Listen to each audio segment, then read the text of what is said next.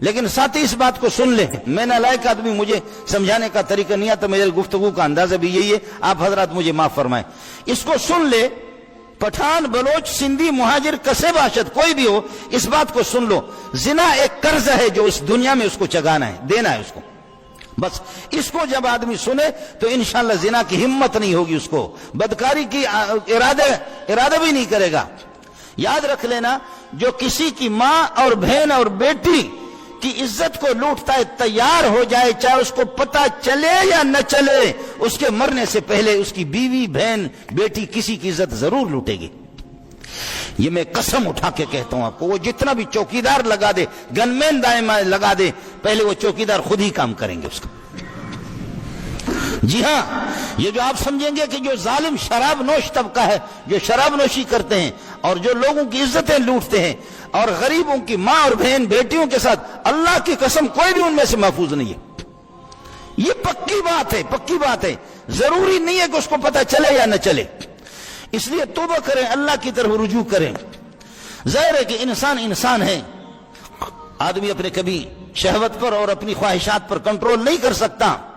لیکن اس بات کو سوچے گا تو انشاءاللہ ہمت نہیں ہوگی۔ ان الزنا دین،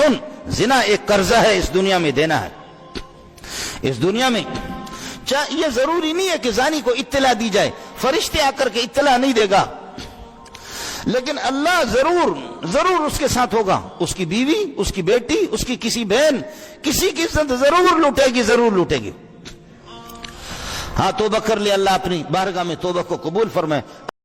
لیکن ساتھ ہی اس بات کو سن لیں، میں نالائق آدمی، مجھے سمجھانے کا طریقہ نہیں آتا، میرے گفتگو کا اندازہ بھی یہی ہے، آپ حضرات مجھے معاف فرمائیں، اس کو سن لے، پٹھان، بلوچ، سندھی، مہاجر، کسے باشد کوئی بھی ہو، اس بات کو سن لو، زنا ایک قرض ہے جو اس دنیا میں اس کو چگانا ہے، دینا ہے اس کو، بس اس کو جب آدمی سنے تو انشاءاللہ زنا کی ہمت نہیں ہوگی، اس کو بدکاری کی ارادہ بھی نہیں کرے گا۔